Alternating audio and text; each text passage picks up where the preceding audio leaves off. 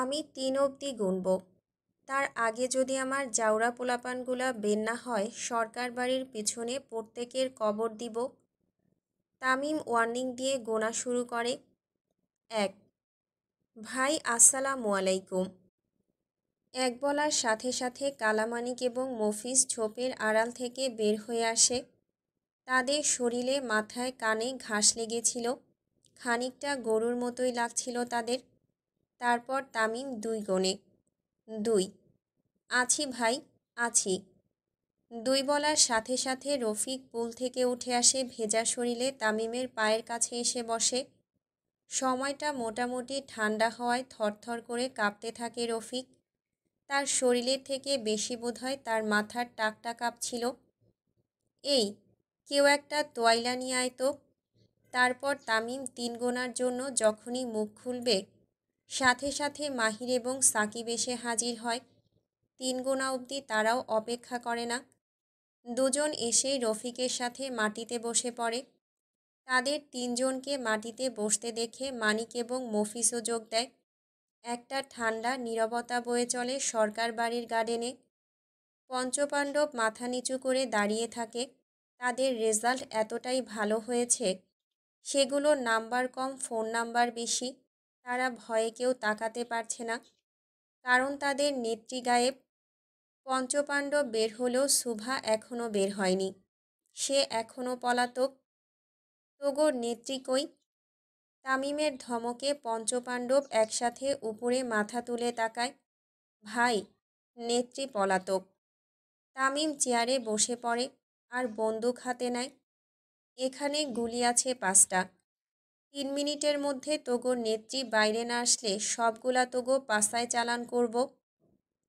পঞ্চপাণ্ডব একজন আরেকজনের পিছনে তাকায়। এরপর যে যার পাছায় হাত দিয়ে বসে পড়ে। তাইলে ভাই পাদ মারমু কেমনে? সাকিবের কথাতে উপস্থিত সকলে খুব জোরে জোরে হেসে ওঠে। এই সময়ও সে পাদ কীভাবে দেবে সেটার চিন্তা করছে। মাহির চিমটি কেটে বলে, শালার ভাই, পাছা থাকলে তো পাদ দিবি। তামিম নিজের বন্দুক ঠিক করে গুলি করার জন্য, আর সাথে সাথে পঞ্চপাণ্ডব চিৎকার করে ওঠে। তাদের চিৎকারে সুভাও মাথা নিচু করে বাইরে আসে।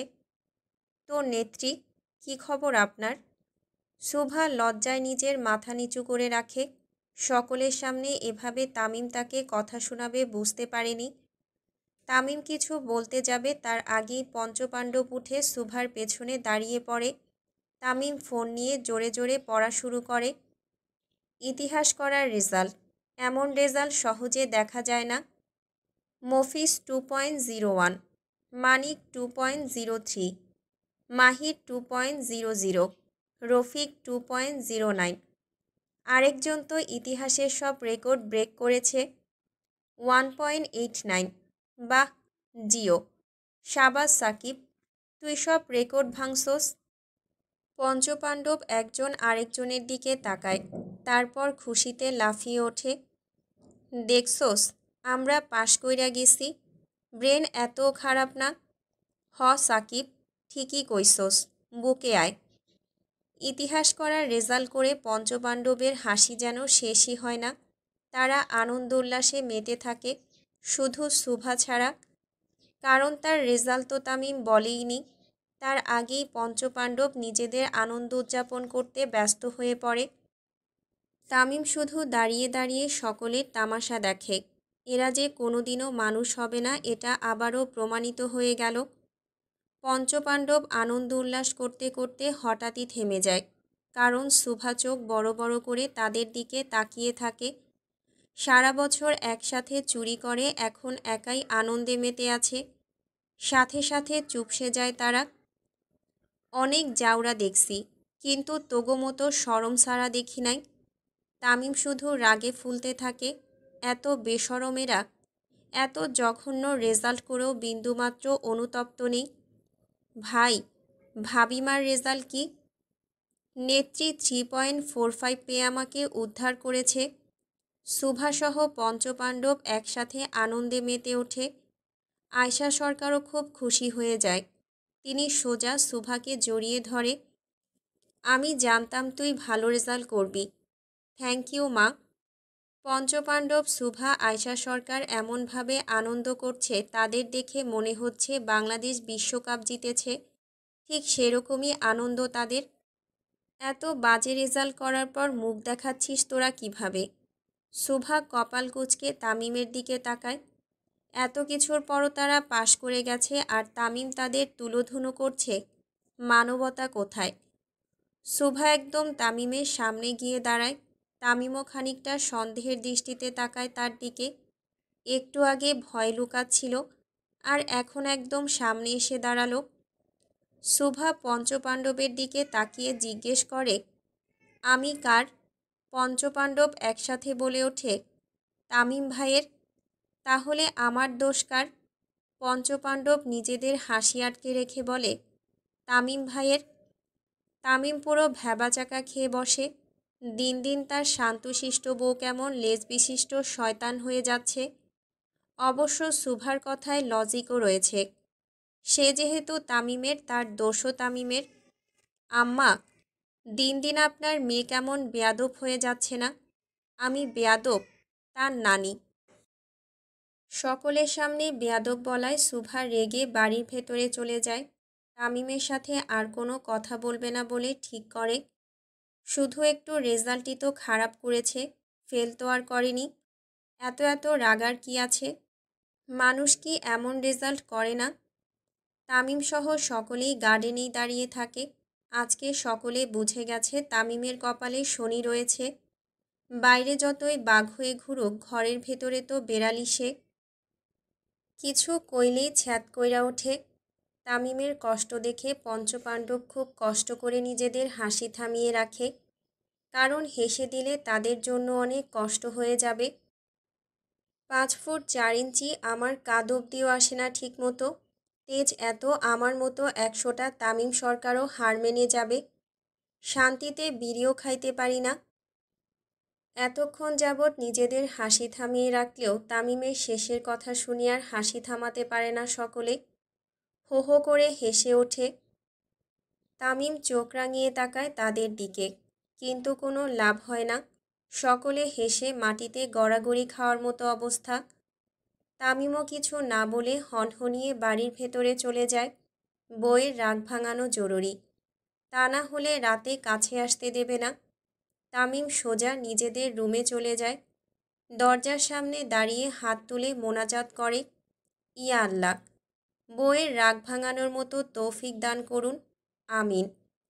মোনাজাত শেষ করে তামিম পিন টাইপ করে আস্তে আস্তে ভেতরে ঢুকে যায়। তারপর এদিকে ওদিকে উকি দেয়। এদিক ওদিক তাকাতেই দেখে ঝাড়ু হাতে শুভা দাঁড়িয়ে আছে। শুকনো ঢোক গেলে তামিম শেষমেশ বউয়ের হাতের ঝাড়ুর বাড়ি খাবে। শুভা কিছু না বলে চুপচাপ জোরে জোরে বিছানা ঝাড়তে থাকে। সে এতটাই জোরে জোরে বিছানা ঝাড়তে থাকে যে মনে হচ্ছিল সামনে কোনো মানুষ রয়েছে আর তাকে পিটানো হচ্ছে। বুঝলাম না, ওই বিছানায় মারতাছে আর সকল বাড়ি আমার পিঠে কেন ফিল করতাছে? তামিম আস্তে আস্তে শুভার পেছনে গিয়ে দাঁড়ায়। তারপর তাকে জড়িয়ে ধরে, ছেড়ে দে শয়তান, ছেড়ে দে। তোরে ছাড়লে আমার লস হয়ে যাবে বউ। কিন্তু আমি তো বেয়াদব, কথা শুনি না। যে বলেছে তার বাপ বেয়া। পুরো কথা শেষ করার আগেই তামিম নিজের মুখ বন্ধ করে ফেলে, কারণ তামিমই শুভাকে বেয়াদব বলেছিল। তার বাপ কি? কিছু না বউ, মুরব্বী মানুষদের টানা ঠিক হবে না, আল্লাহ গুনাহ দেবে। আর বউকে বকলে আল্লাহ গুনাহ দেয় না। তামিম শুভাকে ঘুরিয়ে পেঁচিয়ে ধরে, ও বউ, আমি কারো বউ না, ছাড়ুন বলছি। শুভা প্রচণ্ড মেজাজ দেখানো শুরু করে। সে যে রেগে আছে এটা স্পষ্ট। তামিমও বুঝে গেছে আজকে আর রক্ষা নেই। ছাড়ুন তামিম। উফ, আমার সুন্দরী বউ। শুকনো কথায় চিরা ভিজবে না, সরুন। রাগ করলে অন্য মানুষদের বউদের লাগে পেতনি, আর আমার বউকে রাজরানী। আপনি সরুন তো ভাই, এমন করিস না বোন, তোরে দেখলেই আমার চরিত্র খারাপ হয়ে যায়। শুভা কপাল কুঁচকে তাকায় তামিমের দিকে। ঝগড়ার মাঝেও তামিম ফ্লার্টিং শুরু করেছে শুভার সাথে। আপনি একটা, উফ, কি সুন্দর ঠোঁট। তামিম, আহ, কি সুন্দর কথার সাউন্ড। আজব তো, এত সুন্দর কেন তুমি বউ? তামিম শুভার গলা থেকে ওড়না ফেলে দিয়ে চুমু খাওয়া শুরু করে। শুভা বারণ করলেও শোনে না। তামিম একটু একটু করে শুভাকে নিজের সাথে মিশিয়ে নেয়। সকাল, তোকে খুব ভালোবাসি আমি। প্রচণ্ড আবেগ নিয়ে তামিম নিজের ভালোবাসার কথা বলে শুভাকে। শুভাও আর নিজেকে ধরে রাখতে পারে না। আমিও আপনাকে খুব ভালোবাসি তামিম। কাছে আয়, কাছেই তো আছি, আরও আয়, মিশে যা আমার সাথে। তামিমের কথা শুনে শুভা হেসে ওঠে। শুভাকে হাসতে দেখে তামিমও সুযোগ লুফে নেয়। সে শুভার ওষ্ঠে নিজের ওষ্ঠ চেপে ধরে। একটু একটু করে বিলীন হতে থাকে শুভার মাঝে। শুভাও তাই, সেও তামিমের সাথে বিলীন হতে থাকে। এভাবে প্রায় তারা সারা বিকেল ঘনিষ্ঠ সময় কাটায়। সন্ধ্যার সময় তামিম শুভা একজন আরেকজনকে ধরে শুয়ে থাকে। কারো মুখে কোনো কথা নেই। শুভা তামিমকে আরও শক্ত করে জড়িয়ে ধরে। তারপর হঠাৎই শুভার মনে পড়ে সে তো ঝগড়া করছিল তামিমের সাথে। তাহলে ঝগড়া থেকে হঠাৎ 1920 কীভাবে হলো? পরক্ষণেই নিজের দিকে তাকায় শুভা। সে তো রেগেছিল, কিন্তু এখন তামিমের উপরে। আজব বিষয় তো, তার তো ঝগড়া করার কথা ছিল। চট করে উঠে পড়ে শুভা। তামিমও উঠে বসে। শুভাকে রাগতে দেখে তামিম হাসতে শুরু করে। কি বউ, রাগ কমল? শয়তান সরকার, আপনি ইচ্ছে করেই এমনটা করেছেন। কি করলাম আমি? আমাকে ম্যানুপুলেট করে 1920 করেছেন। কিন্তু তুমি তো নিজের ইচ্ছেতে আমার কাছে এসেছো বউ। অ্যাঁ, আমি কি তোমাকে জোর করেছি? তামিমের কথা শুনে শুভা ব্যাকুল হয়ে যায়। সত্যিই তো, তামিম তো জোর করেনি। না, আমি স্বেচ্ছায় গেছি। তাহলে আমার দোষ দাও কেন পড়ি? শুভা খুব রাগী দৃষ্টিতে তাকায় তামিমের দিকে। একটা মানুষ ঠিক কতটা শয়তান হলে ঝগড়া করতে এসে বউকে ভুলিয়ে ভালিয়ে 1920 করে চলে যায়।